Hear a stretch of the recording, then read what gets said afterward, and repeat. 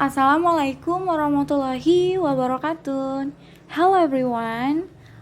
We are from Group 1 and we would like to present our mind mapping about general syllabus, curriculum, and lesson plan. So, let's get started. Alright, let me explain you about definition of syllabus, curriculum, and lesson plan. The syllabus is a set of plans and arrangements for the implementation of learning and assessment that are arranged systematically containing interrelated components to achieve mastery of basic competency. Next, what is curriculum? The curriculum is an educational thought for education and training, so that in a theoretical position, it must be developed in the curriculum as something that is planned and also considered as a rule of curriculum developer. And for the last, lesson plan is the process of making various decisions, learning that will be carried out in the process of learning activities for achieve the predetermined learning competency. Next, component of curriculum. First, a framework for teaching, aim and objectives. It's why education should be provided and toward what direction. Material development and assessment, content or subject matter, modes of transaction, and the last evaluation methods and techniques. And two component of syllabus. First, competence standard, basic competence, learning materials to provide learning experience that involve mental and physical process through interaction between students. And indicator, assessment, time allotment, and the last learning resources to obtain and analyze the process and learning outcomes of students.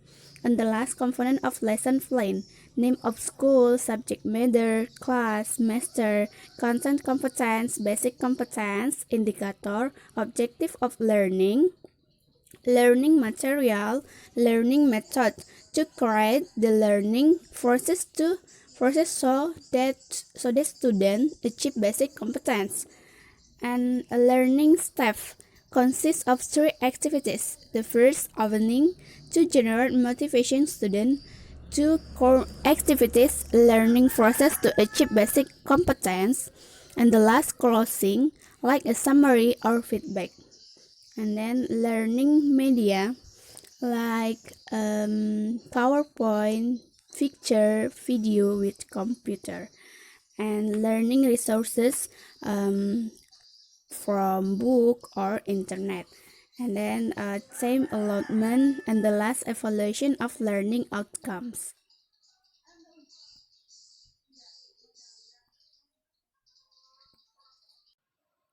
My name is Dewi Irawati. I would like to explain about the differences between curriculum, syllabus, and lesson plan on purpose.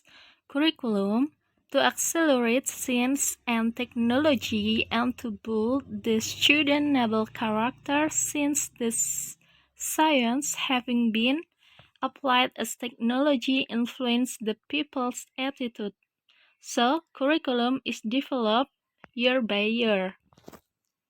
Lesson plan is to guide a class instruction in one or two meetings. It also a guidance for the teacher to run the class. It is made by a teacher. Syllabus is to achieve the learning objectives of its subject implemented in or outside of schools. It is made by a group of teachers. Defining Part 1. Syllabus. Syllabus of Finland English course compared to Indonesia and Singapore has different way to help students improve their skill and English language awareness. For example, school must provide opportunities for students by doing experimentation and exploration even in English course. Curriculum. Finland English course curriculum compared to Indonesia and Singapore has slightly different goals. because curriculum not just has goal in training students to be fluent in English, but also aim to make a student part of a global community with various culture differs through English. For example, they use English in everyday school life as natural thing. Lesson plan. Lesson plan of Finland compared to Indonesia and Singapore, they includes many variants of language other than English in their lesson plan. For example, like Latin, French, semi language, their mother tongue, German, Russian, Italian, Spanish, Portuguese, Chinese, Japanese, and etc. Also, Finland lesson plan compared to Indonesia and Singapore has their own learning methods, which they include into their lesson plan. That is a subject independent and cross-cultural learning methods. They are related to the better management of their own learning, as well as social and interpersonal relationship and communication competence. Next, the finding 2. Curriculum. First, in Finland, the curriculum in Finland is very supportive of the growth of students toward humanity, providing skills and knowledge to be able to face life situations or outside the scope of school when in the future. In Indonesia, to develop students both in terms of faith, morals, and for social attitudes. In Singapore, more to explore potential or talents and develop them. Next, lesson plan. Lesson plans in Indonesia have dense and complex content with the same format for teaching in class, compared to lesson plans from other countries such as Finland and Singapore, which are more flexible and compact with different formats for teaching in their classroom. Next, syllabus. Each school has a different vision and mission, so they use different syllabus and RPP to achieve learning goals.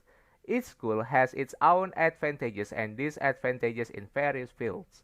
For example, in Islamic high school, in their syllabus they present a larger portion of Islamic values.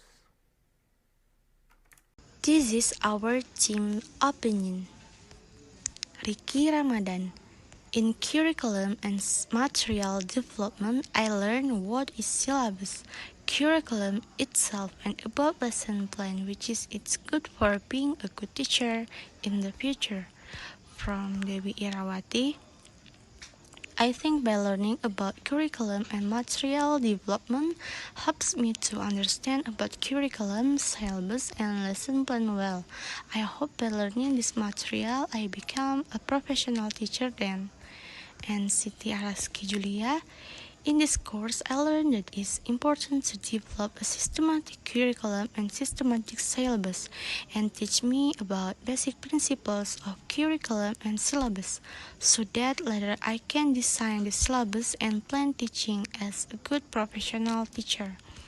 From Rifan Krisna Feri, in my opinion, Ramadhan is a course that teaches us about the basic concepts of curriculum, how to manage and develop into teaching references. By learning this course, I can gain a better understanding of the curriculum and how the material is developed to be applied in my teaching activities in the future. From Efrida Lubis, I think learning the curriculum from both Indonesia and foreign, it really helps make it easier for us to find lag in learning method and as a reference for us to improve our skill.